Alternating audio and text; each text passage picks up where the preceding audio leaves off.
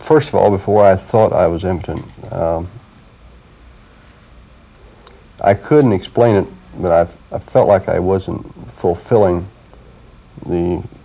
my sexual obligation to my wife or myself. I couldn't figure out what was wrong. I felt frustrated. I felt like, you know, there was something I should be doing to help him.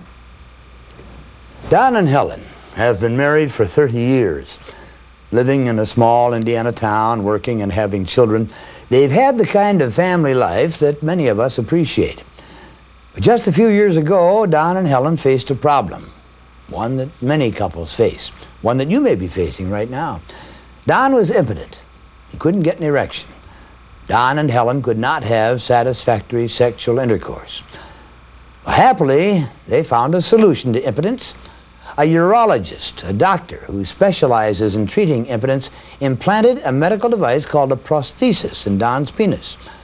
Now again, Don can get erections. Don and Helen can have very nearly normal intercourse. It's brought us closer together. It's brought my manhood back, for one. And from that start on, it has changed my life back to where it should be, at work, at home, and at play.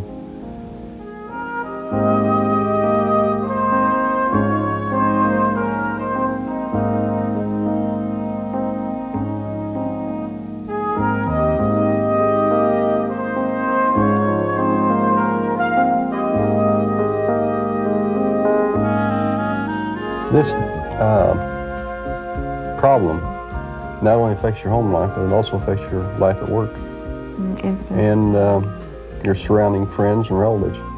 You see, it's kind of frustrating, you know, if a man can't obtain an erection, and this happens, you see, it starts out being a physical problem, and then it becomes a psychological problem, because you know that you're not going to be able to maintain an erection, or maybe not even get an erection, and so then you find alternative excuses not to even face the problem.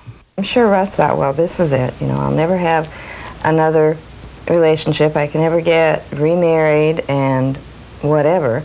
And this has just been a whole new life for him. I got to the point where it didn't matter one way or the other, you know. I said, well, I'm getting old, you know. And then I'd go to work and guys would talk about their performance. And I said, well, I'm not that old, you know. You want to have a sexual relationship, you become sexually aroused, and then you can't do a darn thing about it, and this is just plain aggravating.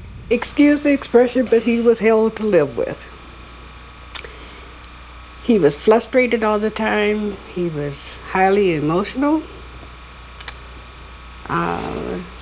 When it came to sex, and if he couldn't perform, he'd get very frustrated in the bed.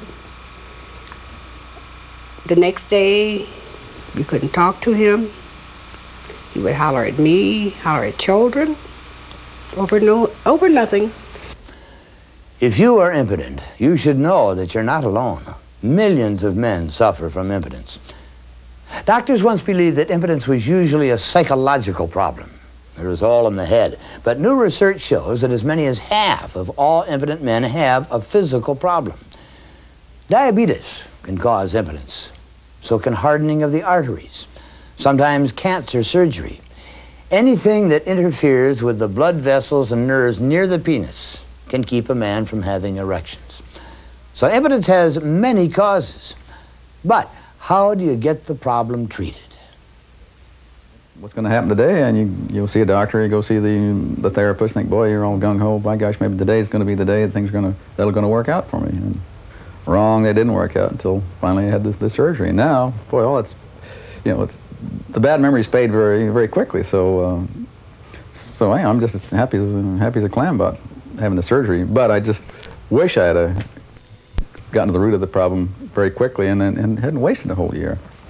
I don't go around standing on the street corner, but if someone asks me, I hear people who have a problem, I'm more than happy to discuss it with them and refer them to, say, hey, go see your good urologist. Don't fool around with it.